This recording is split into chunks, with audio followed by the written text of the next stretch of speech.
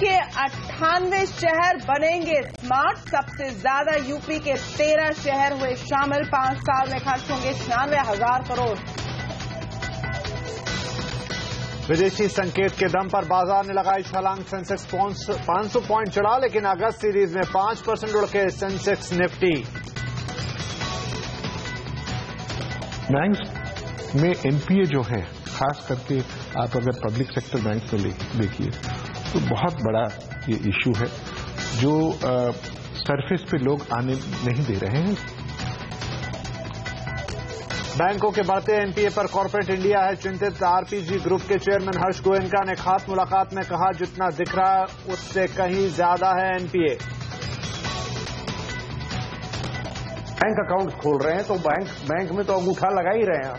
तो ये आधार को ऑब्जेक्शन, तो ये निराधार ऑब्जेक्शन है।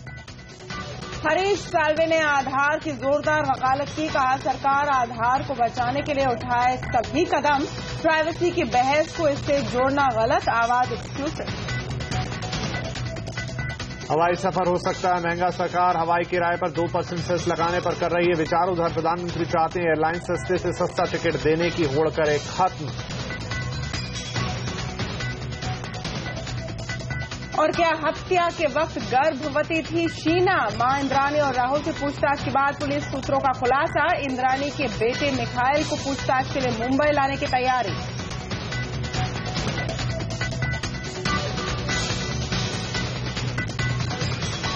नमस्कार, आप देख रहे हैं आवाज एट 9 और आपके साथ मैं हूं विपिन भाटिया। मैं हूं तमन्ना इनामदार दत्ता। आइए देखते हैं आज की दूसरी टॉप हेडलाइन।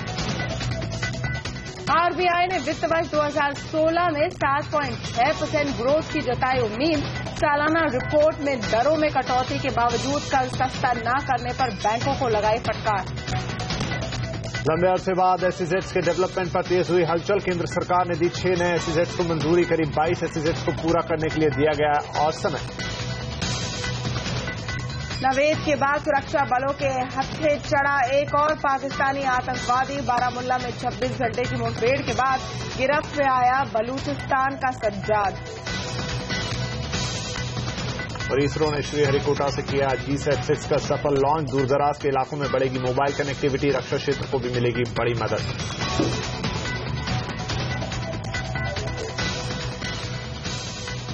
ये सबसे पहले बात स्मार्ट शहरों की लिस्ट की। सरकार ने 100 में से 98 शहरों की लिस्ट जारी कर दी है जो स्मार्ट सिटी बनेंगे।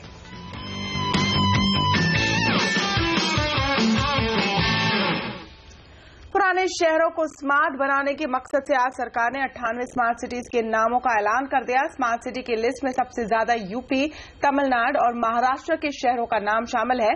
क्योंकि सरकार ने 100 स्मार्ट सिटी बनाने का संकल्प किया है, इसलिए बचे हुए 2 शहरों का ऐलान बाद में होगा। जम्मू और कश्मीर पर भी बाद में फैसला लिया जाएगा। बता दें कि 5 साल में स्मार्ट सिटीज पर सरकार 96,000 करोड़ रुपए खर्च करेगी। तो स्मार्ट सिटी मिशन के लिए पैसा कहां से आएगा, इस पर शहरी विकास मंत्री वेंकैया नायडू से बात की हमारी सहयोगी दीपाली नंदा ने। किस तरह से इन्वेस्टमेंट को इसकी तरफ फेच किया जाता है? देखिए, केंद्र सरकार के द्वारा हर एक शहर के लिए पहले साल 200 करोड़ हम लोग देने वाले। ये 200 करोड़ सीड मनी के रूप में बाहर से पैसा इंस्टीट्यूशन से लेने के लिए वो इसको उपयोग कर सकते हैं। ये एक हमने प्रोविजन रखा है। दूसरा, हमारा सरकार आते हुए प्रधानमंत्री ने इनिशिएटिव लेके 14th फाइनेंस कमीशन के रिकमेंडेशन के आधार पर स्टेट्स को 32% से 42% हमने जो ट्रांसफर ऑफ फंड्स होगा उसमें बढ़ोतरी दिया। वो पैसा भी स्टेट्स के पास है। तीसरा, हमारा सरकार ने 5% सेंट्रल फंड्स सीधा अर्बन लोकल बॉडीज को देने के लिए निर्णय किया है। तो उसमें इस कारण से, इन तीनों कारणों से कुछ मात्रा में पैसा शहरी इलाका में अर्बन लोकल बॉडीज के पास और स्टेट गवर्नमेंट के पास रहेगा। और इसके साथ ही साथ इसमें आपने देखा होगा 90 शहरों में अमृत भी साइमल्टेनियस लागू होगा। अमृत में भी पैसा मिलेगा उनको।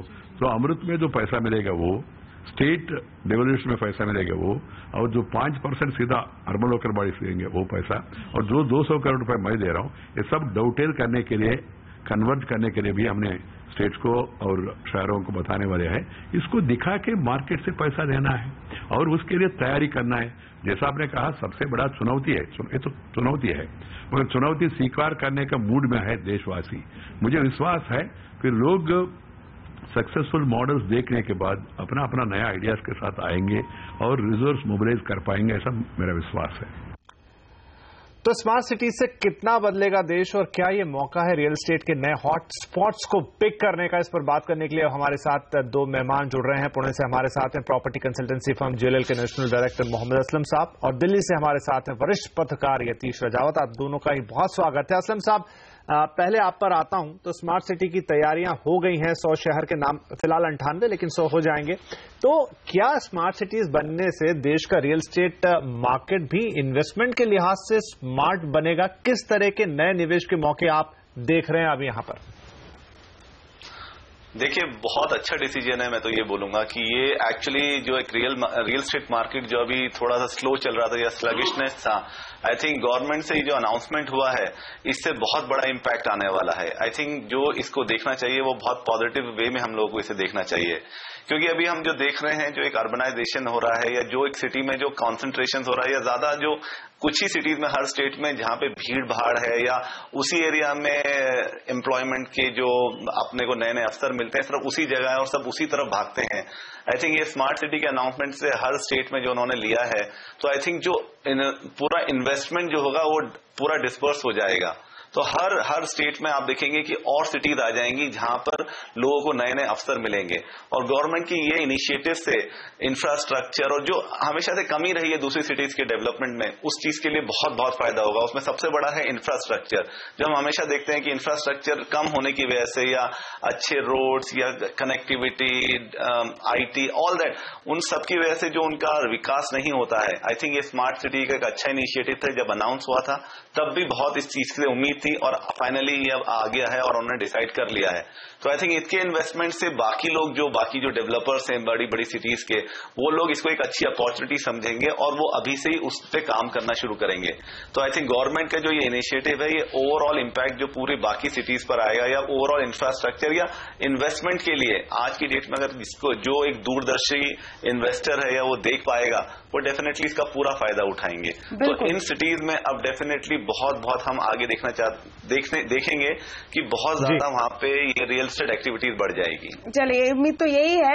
यतीश जी भी हमारे साथ जुड़े हैं और यतीश जी, एक सर्वे ऑफ सॉर्ट्स कराया गया है जहां पर लोगों से पूछा है कि स्मार्ट सिटी में आप क्या देखना चाहते हैं। इसके बारे में आप बेहतरीन जानते हैं।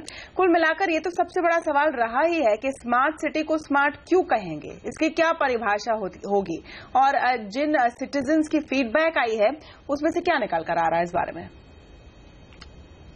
तमन्ना, हमने करीब 62 शहरों में ये सर्वे किया था।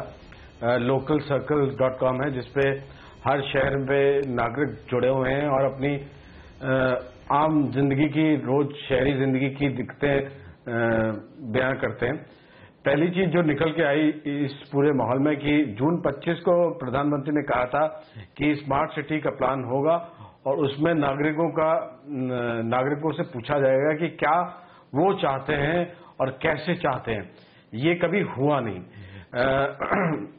किसी भी शहर में। और आप और हम जो छोटे शहर से आते हैं वो ये जानते हैं कि इन शहरों में कोई भी नया काम करने के लिए जमीन लेना बहुत ही मुश्किल है। नया जमीन कानून आपके सामने है। इस प्लान के अंदर भी 500 एकड़ तक की जमीन एक प्लान में करनी है। ये सिटी का डेवलपमेंट नहीं है, पहली चीज तो हमें ये समझ लेनी चाहिए। ये एक एरिया का डेवलपमेंट है जो अगर रेट्रोफिट किया जाएगा तो उसकी मिनिमम एरिया होनी चाहिए 500 एकड़। यानी कि 500 एकड़ का एक भारी भरकम भरा शहर, और उसके नागरिकों से आपको पूछना पड़ेगा कि आप लोगों को क्या चाहिए। तो हमने तो खैर पूछा localcircles.com में कि आपको क्या चाहिए है अपने शहर में। पहली चीज उनको जो चाहिए, उनको चाहिए कि पानी, बिजली, ट्रांसपोर्टेशन, सैनिटेशन, ये 4 नेसेसरी चीजें उनको चाहिए। वाईफाई होना या डिजिटाइजेशन होना प्राथमिकता नहीं है। ये 4 चीजें प्राथमिकता हैं। लेकिन जो प्लान बना है वो आप देखिए कि इतना कंसल्टेंट्स का इतना जोर है इस पे कि उसमें ज्यादा बात डिजिटाइजेशन की, वाईफाई की, इलेक्ट्रॉनिक्स की हो रही है। अहम जो नागरिक की जो आप पॉइंट रख रहे हैं यतीश, बिल्कुल फेयर है, लेकिन जिन बेसिक चीजों की बात हो रही है वो तो सिटी ही है। स्मार्ट सिटी फिर एक स्टेप आगे मेरे ख्याल से, इसलिए वो डिजिटल फोकस है। और असलम साहब, आपके मुताबिक ये जो 100 या 98 स्मार्ट सिटीज हैं, जिस तरह की फंडिंग है, इसे देखते हुए इसका पेस धीरे धीरे होने वाला है। डिपेंड होगा कि किस तरह का एफर्ट लगाया जाता है, रैंकिंग होगी इनकी। इसे देखते हुए कोई इन्वेस्टर कैसे आकेगा कि कहां पर पैसे लगाए? बोलने में तो बहुत ही क्लियर नजर आता है कि सिटीज हैं उनमें पैसा लगाए, बट कैसे चूज करेंगे? आई थिंक इसमें जो हमने पढ़ा है आज, इनका जो अनाउंसमेंट है, उसमें आई थिंक एक जो बहुत बड़ी अच्छी चीज वो इन्होंने बोली है कि स्मार्ट सिटीज को स्मार्ट लोग ही रन कर सकते हैं। तो आई थिंक जो उनका एक रूल है कि उसमें वो एक एसपीवी बनाएंगे और उसके साथ उसमें एक इंडिपेंडेंट सीईओ वो दे रहे हैं। तो आई थिंक वो एक बहुत बड़ा है। और साथ में आई थिंक बिफोर इन्वेस्टमेंट से पहले उसमें वो लोग उनका प्लान मांग रहे हैं कि आपका प्लान क्या है। तो आई थिंक ये सारा चीजें इन्होंने बहुत अच्छी प्लानिंग से किया है, क्योंकि अगर आप प्लानिंग आज दे रहे हैं और आपके पास एक सीईओ है जो किसी भी गवर्नमेंट की तरफ से, मतलब व्हाटएवर वहां गवर्नमेंट है, वहां पे चाहे एनडीए की गवर्नमेंट है या कांग्रेस की गवर्नमेंट है या किसी भी गवर्नमेंट का कोई भी वहां पर सरकार है, उसके इंडिपेंडेंट होके वो सिटी से रिलेटेड उसका प्लान बनेगा। तो मैं कह रहा हूं आज की डेट में भी, आपके सवाल पे आते हैं, तो आज की डेट में भी हमको मालूम है कि बिसाइड जो मेट्रोज हैं या जो कैपिटल हैं हर स्टेट की, उसके अलावा कुछ सिटीज हैं वो आइडेंटिफाइड हैं। जैसे कि अगर एग्जांपल लें तो गुजरात में सूरत एक सिटी है जहां पर जो स्मार्ट सिटी में उसका इंक्लूजन हुआ है। लेकिन हम लोग आज भी मालूम है कि सूरत एक सिटी है जो आज पोटेंशियल है, लेकिन कुछ वजह से उसमें जो ओवरऑल जो वो एक सिटी और अच्छी बन सकती थी वो नहीं हो पाई है। तो मेरे ख्याल से आज की डेट में अगर एक इन्वेस्टर या कोई डेवलपर अगर रियल एस्टेट की बात ही करें तो उनके रडार में ऑलरेडी वो सिटीज हैं जिनके लिए उन्होंने अपना ड्यू डिलिजेंस या अपना रिसर्च ऑलरेडी करके बैठे हैं।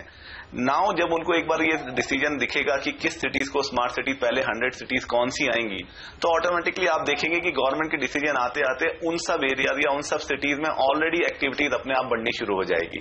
तो मैं कह रहा हूं ये जो प्रोसेस है ये आज का नहीं है, ये तो जब से अनाउंसमेंट हुआ है स्मार्ट सिटीज लाने का तब। फिर भी असलम साहब कुछ स्पेसिफिक आप नाम देना चाहेंगे कि अगर हमें गुजरात में देखना है तो कौन सा शहर, मध्य प्रदेश में देखना है तो कौन सा शहर, क्योंकि कई नए शहर हैं जो रियल एस्टेट के लिहाज से कभी इतने जाने नहीं जाते थे। जी देखिए, जैसे बिहार की बात करते हैं तो अगर उन्होंने पटना नहीं लिया है तो उन्होंने रांची लिया है, मुजफ्फरपुर लिया है। अगर आप मध्य प्रदेश आते हैं तो भोपाल, इंदौर हम लोगों को पता था, लेकिन ग्वालियर आया है।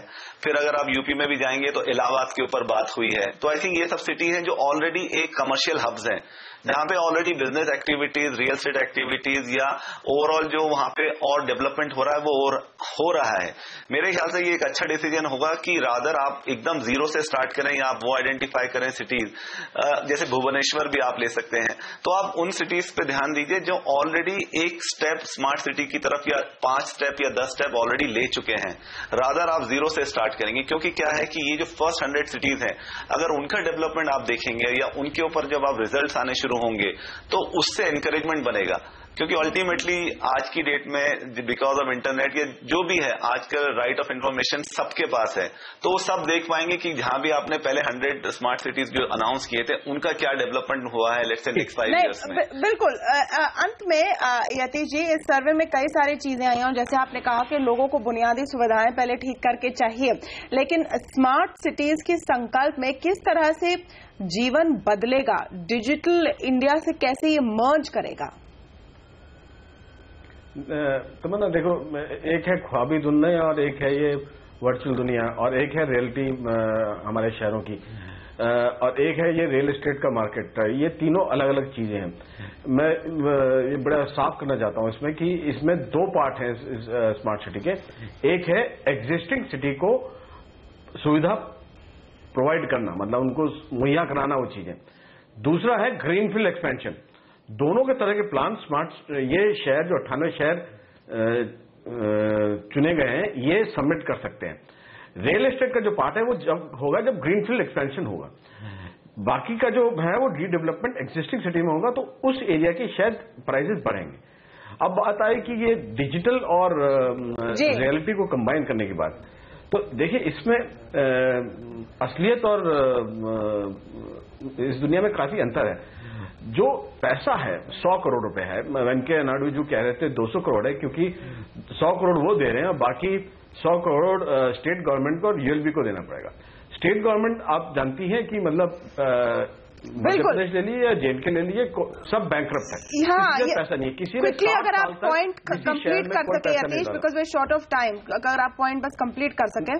तो मैं ये कहना चाहता हूं कि इस पूरी प्रक्रिया में पहली चीज नागरिक का इन्वॉल्वमेंट नहीं है, दूसरा इसको रियलिटी हाइप की तरह नहीं देखना चाहिए, क्योंकि हम फिर इन्वेस्टर्स को एक तरह से मिसलीड करेंगे कि यहां पे जाके इन्वेस्ट करिए, ये अगले 2 साल में कुछ बन जाएगा। नहीं, मेरे ख्याल से जो असलम साहब ने भी कहा कि कुछ पुख्ता पहले देखना पड़ेगा ऑन ग्राउंड और फिर वो डिसीजन होंगे। बहुत बहुत शुक्रिया आप दोनों का हमारे साथ जुड़ने के लिए। एक छोटा सा ब्रेक लेंगे यहाँ पर, ब्रेक के बाद देखेंगे बाजारों का हाल।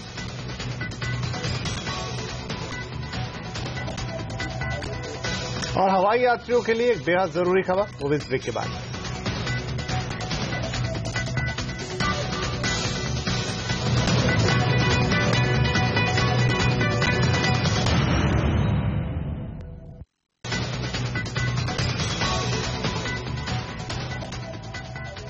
एक्सपायरी के दिन बाजार में आज तेजी देखने को मिली। सेंसेक्स 2% चढ़कर 26,000 के ऊपर बंद हुआ, वहीं निफ्टी भी 8,000 के करीब पहुंचकर बंद होने में कामयाब रहा। मिड कैप शेयरों ने एक बार फिर बाजार को मजबूती दी, लेकिन पूरे अगस्त सीरीज की बात करें तो 2 साल में अगस्त की ये सबसे खराब सीरीज रही। बाजार का पूरा अपडेट अब दे रहे हैं आवाज के मार्केट एडिटर अनिल सिंह भी।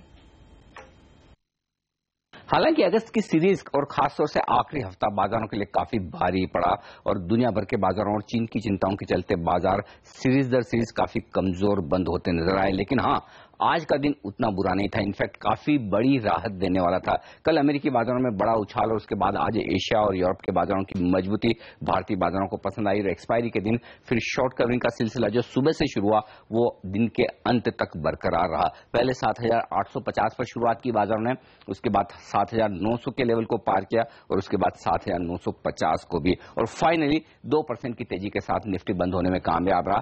सेंसेक्स में भी इतनी ही मजबूती। मिड कैप और स्मॉल कैप शेयरों में दमदार प्रदर्शन था। आज के सेशन में दिग्गजों के मुकाबले में ज्यादा बेहतर मजबूती यहां दिखी, 0.3% की उछाल देखने को मिली मिड कैप शेयरों में।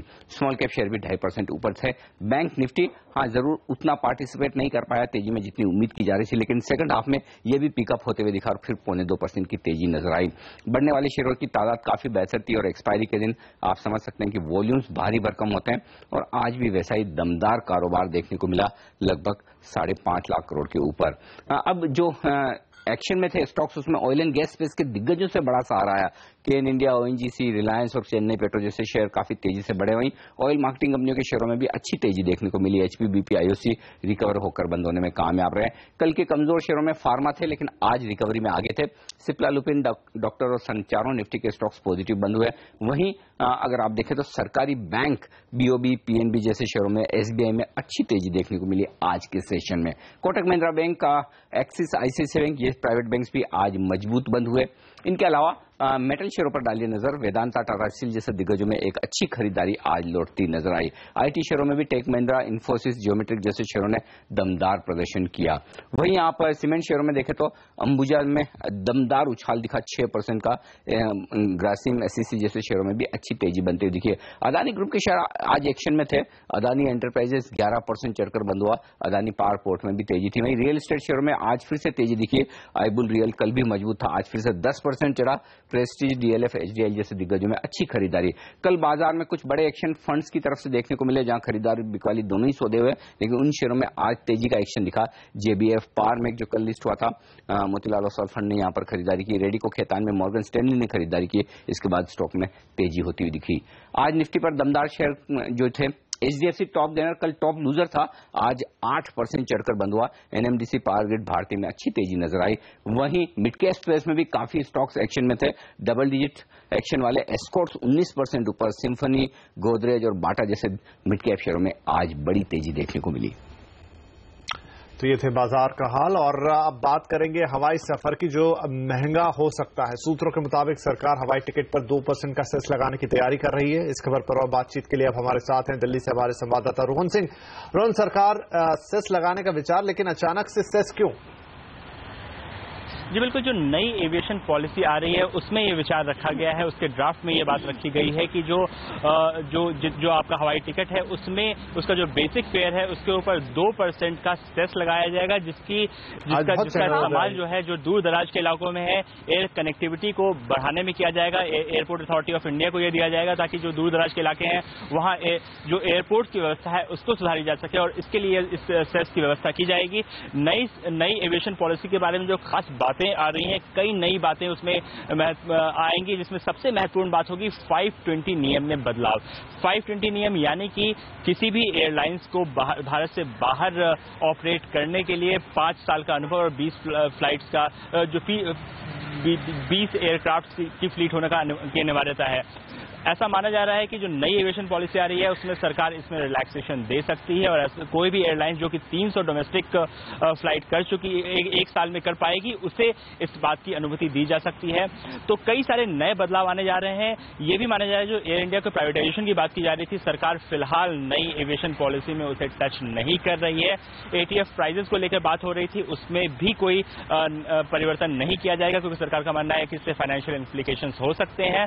लेकिन कंज्यूमर के लिए ये एक थोड़ी सी पिंच ऑफ सॉल्ट उनको लेना पड़ेगा, क्योंकि 2% हाइक सरकार थोड़ी सी नहीं, बहुत सी रोहन, क्योंकि यहाँ पर कंपेटिटिव एयरफेयर्स पर भी रोक की कोशिश है। 2% सेस भी लगाया जाएगा, और वैसे भी हवाई ट्रैवल ऐसे नहीं कि बहुत सस्ता है। बहुत शुक्रिया हमसे बात करने के लिए। केंद्र सरकार मनमाने हवाई किरायों पर लगाम लगाने की तैयारी कर रहे हैं। सिविल एविएशन मंत्री महेश शर्मा ने कहा कि पीएम नरेंद्र मोदी ने महंगे हवाई टिकट को लेकर चिंता जताई है, और इस पर उनका मंत्रालय जल्द ही कोई फैसला लेगा। शर्मा के मुताबिक प्रेडेटरी प्राइसिंग सिस्टम के एविएशन सेक्टर का नाम खराब हो रहा है, और इमरजेंसी की हालत में यात्रियों को महंगे टिकट खरीदने पड़ जाते हैं।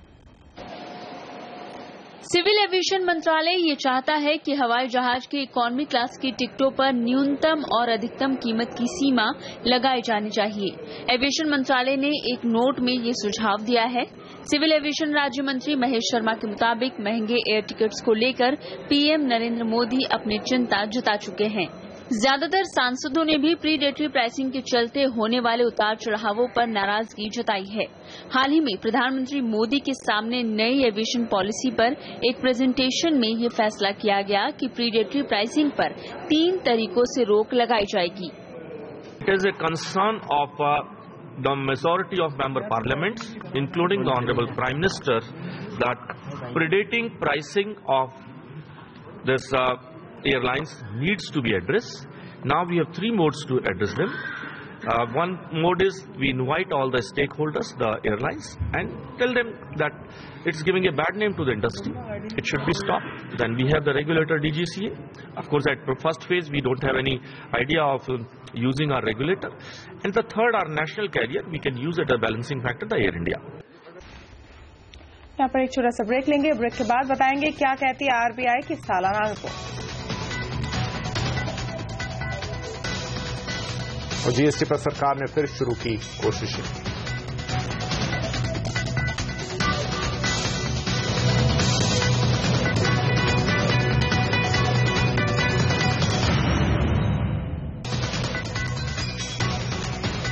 सड़क परिवहन मंत्री नितिन गडकरी ने एक बार फिर GST बिल पर सभी पार्टियों को साथ आने की अपील की है। TV 18 के साथ एक्सक्लूसिव बातचीत में नितिन गडकरी ने कहा कि देश की तरक्की के लिए GST बिल पास कराना बेहद जरूरी है।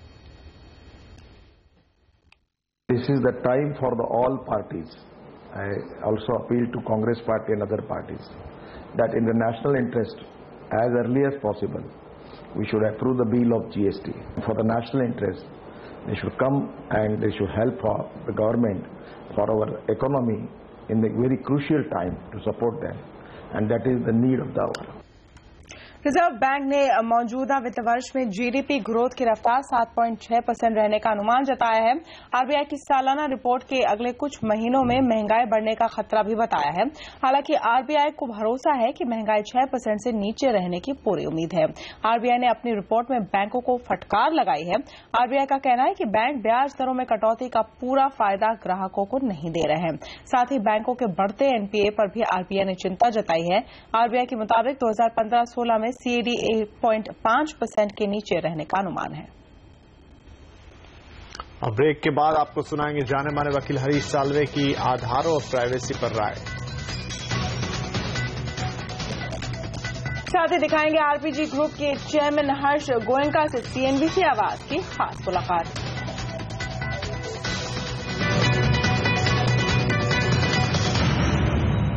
सुप्रीम कोर्ट के सीनियर एडवोकेट हरीश साल्वे ने आधार की जोरदार वकालत की है। दिग्गज वकील साल्वे का मानना है कि आधार के साथ प्राइवेसी की बहस को जोड़ना एकदम गलत है, क्योंकि आधार से किसी की प्राइवेसी में कोई दखल नहीं पड़ता। पिछले दिनों सुप्रीम कोर्ट ने आदेश दिया कि सरकारी स्कीमों के हकदारों के लिए सरकार आधार को जरूरी नहीं बना सकती। सीएनबीसी आवाज के प्रधान संपादक संजय पोगलिया ने खास मुलाकात में साल्वे ने कहा कि सरकार को हर हाल में आधार को बचाना चाहिए।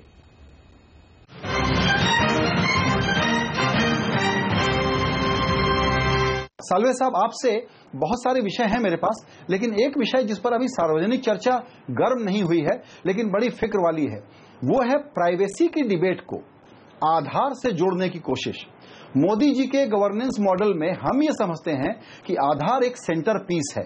उस पर अब जो सुप्रीम कोर्ट में एक मसला गया जिसमें वो कह रहे हैं कि हम लार्जर बेंच में लेके जाकर के वहां विचार करें, लेकिन जो आदेश आए हैं कि आप इस स्कीम में तो लागू कर सकते हैं आधार को, इसमें नहीं कर सकते, इसमें बहुत सारे लोग फिक्र जाहिर कर रहे हैं। हम इस पर आपका ओपिनियन समझना चाहेंगे। देखिए, मैं पहले आपको ये बता दूं कि मैं तो इस दिल्ली गवर्नमेंट के लिए अपीयर हो रहा था। मुझे जो ये चैलेंज लाए हैं आधार को, इसमें मुझे तो कोई मेरिट नहीं लगता। अगर एक देश में आप लोग किसी को कहिए कि अपना नाम बताइए, अपना पता बताइए और अपने बायोमेट्रिक्स दे दीजिए, तो उसमें प्राइवेसी का कोई वायलेशन नहीं होता, प्राइवेसी का उल्लंघन नहीं होता। आपकी जो फिंगरप्रिंट है वो आपकी प्राइवेसी, उसमें अगर आप सरकार के पास आपका हो तो कुछ नहीं होता। अगर आप आज ड्राइविंग लाइसेंस लेने जाते हैं तो आपको फिंगरप्रिंट देनी पड़ती है। अगर आप पासपोर्ट लेने जाते हैं तो फिंगरप्रिंट देनी पड़ती है। सरकार यही कह रही है कि भाई अगर आपको सरकार से कुछ चाहिए तो लीकेज प्रिवेंट करने के लिए अपना फिंगरप्रिंट दे दीजिए, अपनी आइडेंटिटी दे दीजिए। तो ये तो कोई सवाल ही नहीं उठता। ये मेरे ख्याल से ओवर लिबरल अप्रोच है। और अगर आपको जाके इतनी प्राइवेसी का शौक है तो आप जाके जंगल में रहिए, कुछ मत, कोई जबरदस्ती तो नहीं है आपको आधार कार्ड लेने के लिए। आप जाइए अपना जंगल में रहिए और जिसको कहते हैं वनवास में रहिए, फ्रूट खाइए वहां और घास चरिए, तो सरकार आपके पीछे नहीं पड़ेगी। दोनों तो नहीं हो सकता ना कि सरकार के जी जो बेनिफिट्स हैं वो भी मुझे चाहिए पर मैं अपनी फिंगरप्रिंट नहीं दूंगा जी। तो ये तो मेरे हिसाब से तो ये कोई किसी भी प्राइवेसी के डेफिनेशन में नहीं बैठता। पर सरकार का ये जो बहस था कि इंडिया में राइट टू प्राइवेसी नहीं है, इससे मैं बिल्कुल सहमत नहीं हूं।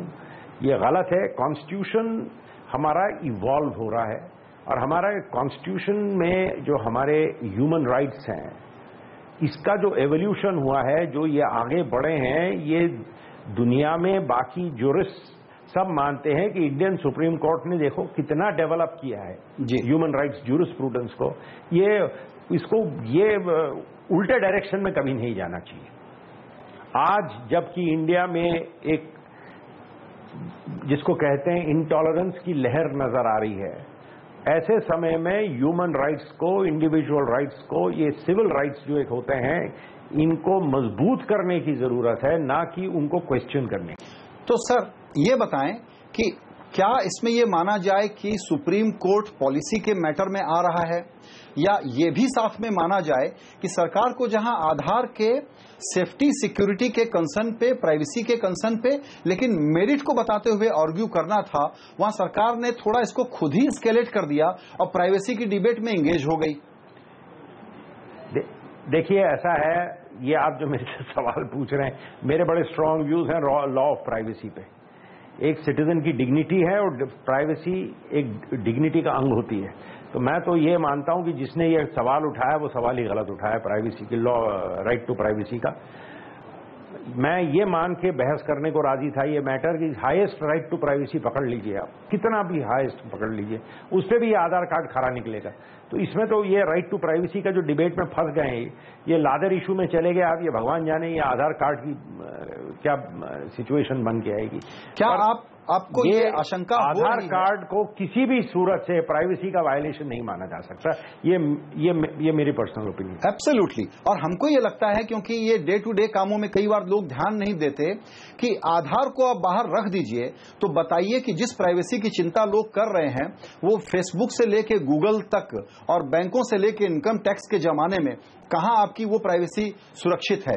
तो क्या आपको ये आशंका हो रही है कि आधार खतरे में पड़ सकता है, और क्या आप ये राय रखते हैं कि बहुत मजबूती से उसको बचाने की जरूरत है? बिल्कुल, क्योंकि ये इंडिया का सबसे बोल्ड और सबसे सेंसिबल मेजर है। ये जो हमने सब्सिडी अबॉलिश की है और डायरेक्ट कैश ट्रांसफर शुरू किया है, ये सबसे एक रेवोल्यूशनरी स्टेप था हमारे जैसे देश के लिए। ये मान लेना कि एक गरीब आदमी को चॉइस होनी चाहिए कि अगर टैक्स पेयर का कुछ पैसा आपके लिए है तो आपको चॉइस होना चाहिए कि आप उसमें गैस सिलेंडर खरीदना चाहते हैं, आप उससे बिजली खरीदना चाहते हैं, आप क्या खरीदना चाहते हैं। वो पैसा जो आपके लिए सब्सिडीज में जा रहा है वो आपके हाथ में आना चाहिए। तो ये डायरेक्ट कैश ट्रांसफर एक एम्पावरमेंट की स्कीम होती है। सेकेंडली, ये जो सब्सिडी रेजीम है ये अगर हट जाएगी तो इंडिया ट्रूली ग्लोबल प्लेयर बन जाएगी। लोग आएंगे, निवेश करेंगे, प्रोड्यूस करेंगे, दाम कंपटीशन के कारण कम होंगे, और जिनको सब्सिडाइज करना है सरकार को वो डायरेक्ट सब्सिडी देगी। तो ये बहुत बड़ा मेजर है। डायरेक्ट सब्सिडी सिस्टम आधार के बिना नहीं चल सकती सक्सेसफुली। बिल्कुल सर, ये बताएं। अब देखिए, हमारे प्रधानमंत्री ने जो ये स्कीम बनाई है बैंक अकाउंट्स खोलने की, ये एक रेवोल्यूशनरी स्कीम है। एक इंक्लूसिवनेस भी आती है, एक सेंस ऑफ बीइंग आती है, एक सेंस ऑफ कमिटमेंट। आज जो हमको डर लगता है कि जो सड़क पे लोग हैं, अगर वो इतने गरीब हैं कि उनको सोसाइटी में कोई स्टेक्स ही नहीं रहेंगे उनके, तो कल वो डेमोक्रेसी को रिस्पेक्ट क्यों करेंगे, क्योंकि they have nothing to lose जिसको कहा जाता है। तो अगर आप उनको इंक्लूसिव स्टेप्स करके उनको बैंक के खाते खुल जाएंगे, उनकी वेल्थ जनरेट हो जाएगी, फिर उनको भी कल एक पॉजिटिव सोसाइटी में कोई स्टेक मिल जाएगा। उसके लिए अगर बैंक अकाउंट्स खोल रहे हैं तो बैंक में तो अंगूठा लगा ही रहे हैं आप। तो ये आधार को ऑब्जेक्शन, तो ये निराधार ऑब्जेक्शन है। बिल्कुल एब्सोल्युटली। तो ये सब इंटीग्रेटेड हैं। एक इसमें से आप उखाड़ दीजिए तो वो स्कीम नहीं चल पाएगी। सही बात है। और ये देश की डेवलपमेंट में, देश के ग्रोथ में एक बहुत बड़ी रुकावट बन सकती है।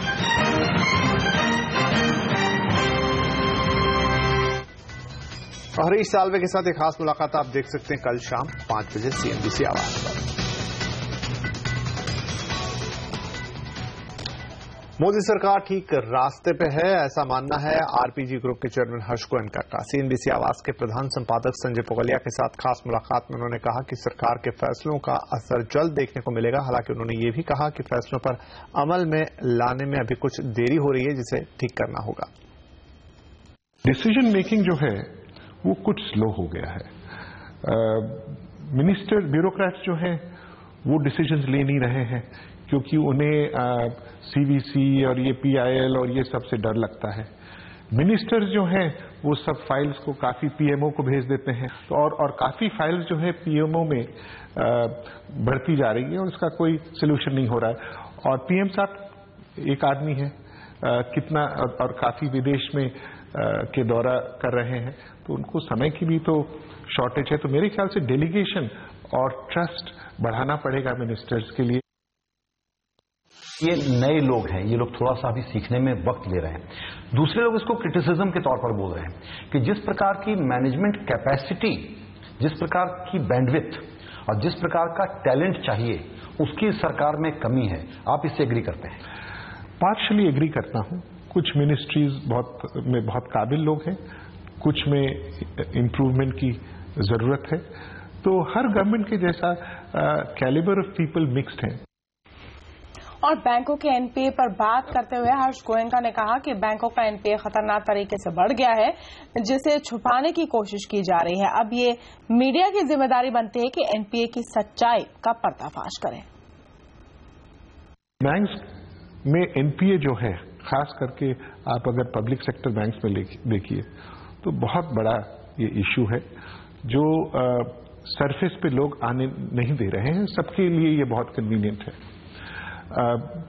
खास करके स्टील कंपनीज, इंफ्रास्ट्रक्चर कंपनीज, इनकी जो ड्यूज हैं वो बार बार रिस्ट्रक्चर होता जाता है, जैसे वो लॉसेस में नहीं आए। तो कोई ना कोई तरीका गवर्नमेंट को लाना पड़ेगा जिससे रिकैपिटलाइज हो बैंक्स, और या कोई स्कीम लाना पड़ेगा जिससे ये एक वन टाइम कोई सोल्यूशन बैंक्स ढूंढे।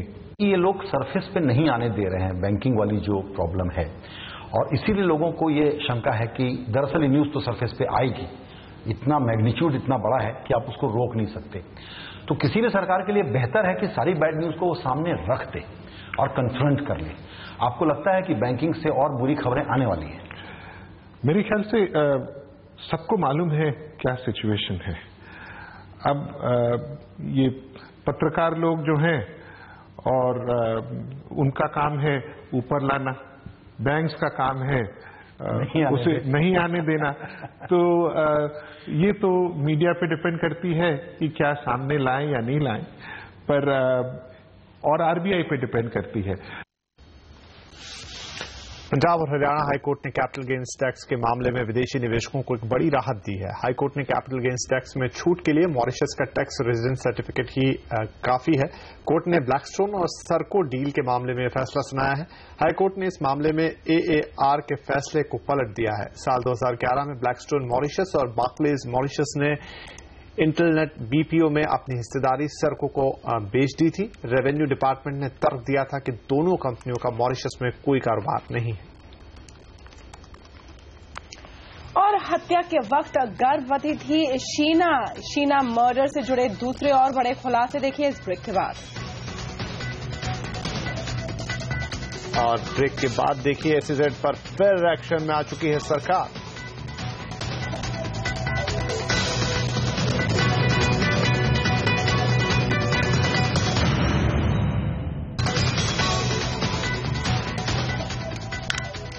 शीना मर्डर केस में लगातार खुलासे होते जा रहे हैं। आज इस मामले में कई और नए खुलासे हुए हैं। फिलहाल अभी भी मुंबई पुलिस पूछताछ कर रही है। लगातार 9 घंटे से चल रही पूछताछ पर खुद मुंबई पुलिस कमिश्नर राकेश मारिया की नजर बनी हुई है। पुलिस ने मुंबई के अलावा इंद्राणी के बेटे मिखाइल से गुवाहाटी के दिसपुर थाने में भी घंटों तक पूछताछ की। मिखाइल में कई अहम सबूत पुलिस को दिए। पुलिस सूत्रों के मुताबिक हत्या के वक्त शीना बोरा गर्भवती थी और इस बात की जानकारी मर्डर की आरोपी मां इंद्राणी मुखर्जी के अलावा कई करीबियों को भी थी। वैसे मिखाइल बोरा ने हत्या के पीछे संपत्ति के विवाद का भी शक जताया है। साथ ही उन्होंने अपनी जान को खतरा भी बताया। I can now think that might be I was the target to get this home, get this property. So now there are many clues, many facts coming up by the media, by the police. After interrogating, they can say that before I was telling that it is not a property issue because I have only this house. Might be now this might be an issue also because by killing me, by killing my grandparents also, they might take this house.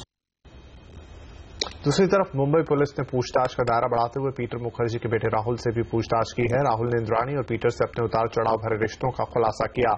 उसने इंद्राणी मुखर्जी पर भी सवाल उठाया और कहा कि इंद्राणी के रसूख की वजह से पुलिस ने कभी उसकी बात नहीं सुनी। वहीं इंद्राणी के पूर्व पति संजीव खन्ना को कोलकाता की अदालत में पेश कर दिया गया है। अदालत ने उसे पुलिस रिमांड पर भेज दिया है। बिजनेस करने के तौर तरीकों में तेजी से बदलाव आ रहा है। ऐसे में कॉर्पोरेट्स को भी अपनी स्ट्रैटेजी बदलने की जरूरत है। बॉस्टन कंसल्टिंग ग्रुप के Asia Pacific chairman Janmejay Sinha ने अपनी किताब your strategy needs a strategy में बदलाव पर जोर दिया है। जन्मेजय सिन्हा इस किताब को 2 और विशेषज्ञों के साथ मिलकर इन्होंने लिखा है। इस किताब का लोकार्पण वित्त राज्य मंत्री जयंत सिन्हा ने किया। किताब में हम लोगों ने बोला है कि 2 चीज को समझ करके कि जो भविष्य कितना प्रिडिक्टेबल है या और भविष्य कितना शेपेबल है और उसके बेसिस पर अपनी स्ट्रैटेजी आपको बनाना है। कहीं जो है भविष्य प्रिडिक्टेबल है और आप उसको शेप नहीं कर सकते हैं, तो उस मामले में ये है कि जो क्लासिकल जो हम लोग पुरानी किस्म की स्ट्रैटेजी थी वो चलती है, मगर वो अब एक छोटा सेगमेंट हो गया है और भी सेगमेंट आ गए हैं। लंबे अरसे बाद एसईजेड्स को लेकर सरकार फिर एक्शन में आती दिख रही है। सरकार ने 6 नए एसईजेड के प्रस्ताव को मंजूरी दे दी है। एसईजेड की बोर्ड ऑफ अप्रूवल की बैठक में यह फैसला लिया गया। बोर्ड ने लखनऊ में करीब 40 एकड़ में बनने वाले एससीएल के आईटी एसईजेड को भी मंजूरी दे दी है। वहीं 22 एसईजेड्स का काम पूरा करने के लिए और समय दिया गया है। और ब्रेक के बाद दिखाएंगे ऑनलाइन हुए भारत की विरासत। और देखिए कैसा है टाटा का नया mini truck.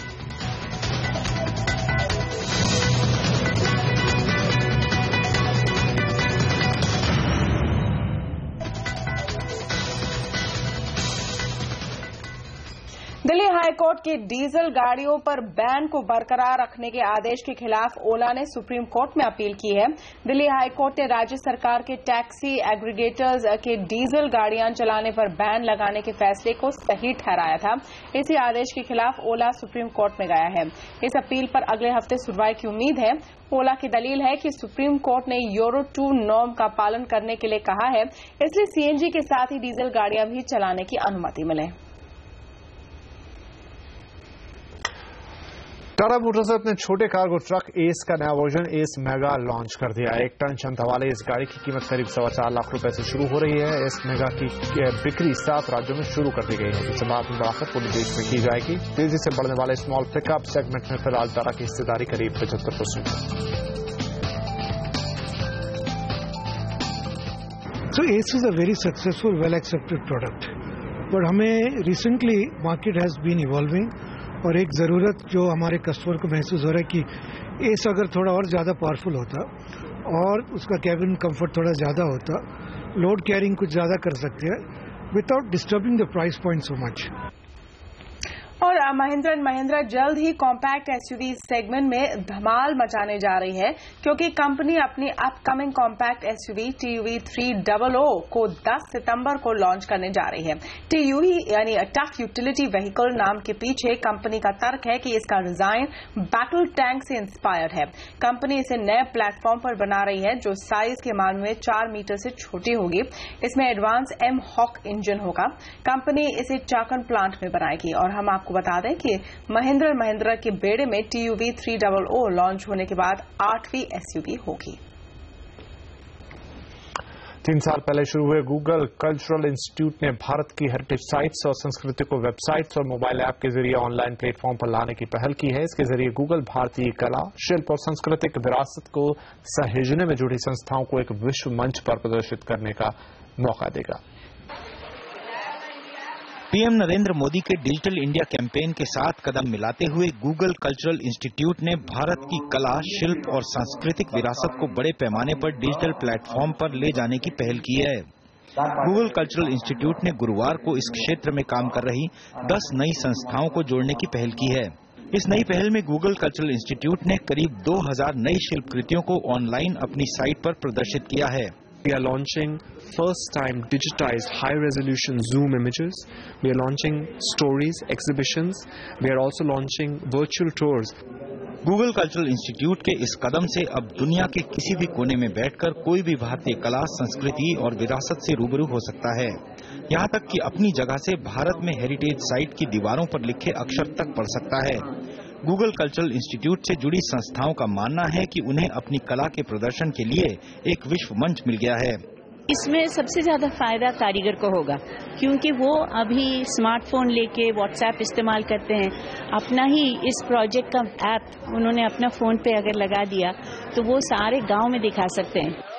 PM Narendra Modi के डिजिटल इंडिया सपने को साकार करने के लिए देश का टूरिज्म मंत्रालय भी गूगल कल्चरल इंस्टीट्यूट का पूरा सहयोग कर रहा है। यहाँ पे देख रहे हैं ये एक हेरिटेज साइट है। अगर उसी तरीके की दूसरी हेरिटेज साइट को आप अगर देखना चाहते हैं तो अपने घर पर बैठकर अपने कंप्यूटर डिवाइस पर या मोबाइल डिवाइस में आप उसे देख सकते हैं, उसे महसूस कर सकते हैं, उसकी बारीकियों को देख सकते हैं। इसके लिए आपको सिर्फ ये करना होगा कि आपको गूगल कल्चरल इंस्टीट्यूट की वेबसाइट पर जाना होगा और वहां पर आपको घर बैठे ये सारी सुविधा आप महसूस कर सकते हैं। अर्णव वसावड़ा, दिल्ली। जाते जाते आपको इसरो की ऊंची उड़ान के बारे में बताते हैं। श्रीहरिकोटा से इसरो ने सबसे बड़े संचार उपग्रह GSAT-6 का सफल लॉन्च किया है। सैटेलाइट अपने साथ एक 6 मीटर चौड़ा एंटीना ले गई। अब दूर दराज के इलाकों में बढ़ेगी मोबाइल कनेक्टिविटी, रक्षा क्षेत्र को भी मिलेगी बड़ी मदद। अंतरिक्ष में स्थापित होने के बाद ये सैटेलाइट देश में S बैंड कम्युनिकेशन सेवा कराएगी उपलब्ध।